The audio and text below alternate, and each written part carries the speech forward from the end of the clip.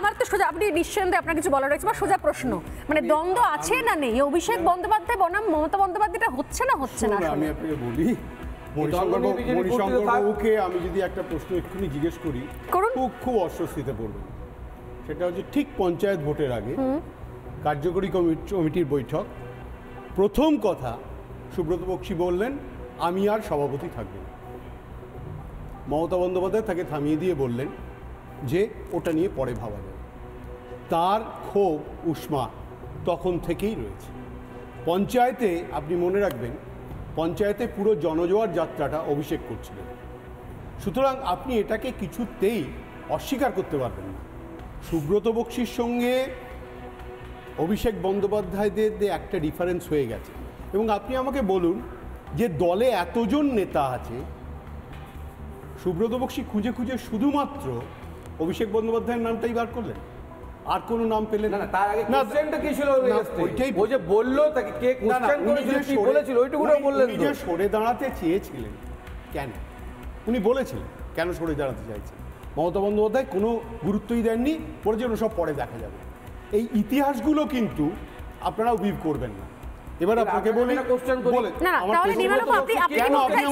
কেন আমায় বলতে পারেন না সুব্রত বক্সী সভাপতি এবং কেন হবে, কেন ছাড়তে চাইছে? ঠিক পঞ্চায়েতের মুখে, যখন পঞ্চায়েতে জনজোয়ার যাত্রা একদম তুঙ্গে নিয়ে যাওয়ার জন্য অভিষেক সেনানি সে সরে যেতে চাইছে দল থেকে, কেন? ওয়াই? আমাকে বলুন, উত্তরটা দিন।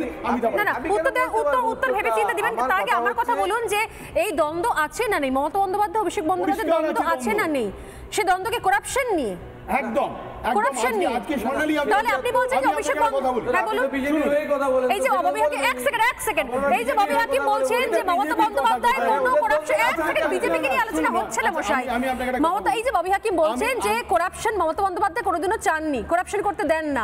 আমার বক্তব্য তাহলে করাপশন নিয়ে দ্বন্দ্ব আপনি বলছেন, দুর্নীতি নিয়ে দ্বন্দ্ব, এতজন জেলে চলে গেছে সেই নিয়ে দ্বন্দ্ব। আমি আপনাকে একটা কথা বলি, একটা সিম্পল উত্তর দিন যে আজকে যদি অভিষেক বন্দ্যোপাধ্যায় এই প্রশ্নটা তোলেন যে রাজীব কুমারের জন্য আপনি ধর্নায় বসতে পারেন, তার পিসি ধর্নায় বসতে পারে, আর অভিষেক বন্দ্যোপাধ্যায়কে আপনারা দিনের পর দিন বলছেন যে ইডি সিবিআই দিয়ে হ্যারাস করা হচ্ছে, তার পিসি কিন্তু তার জন্য কোনোদিন রাস্তায় নামছে না।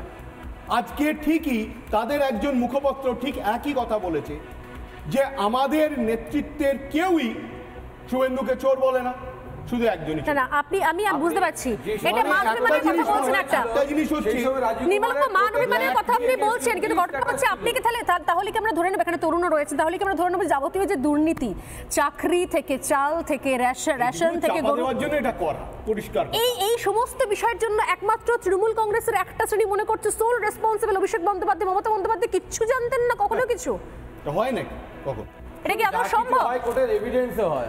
আপনার কথাই হবে না, ওর কথাই হবে না। নাম আসছে, আমি আসব এক এক করে। কোর্টের এভিডেন্সে হবে কে কি যুক্ত আছে। আরে কোর্টের এভিডেন্সের কথা বলছি, কোর্টের এভিডেন্সের কথা জন্য তরুণ জ্যোতির কাছে এলাম। তবে এক সেকেন্ড আমি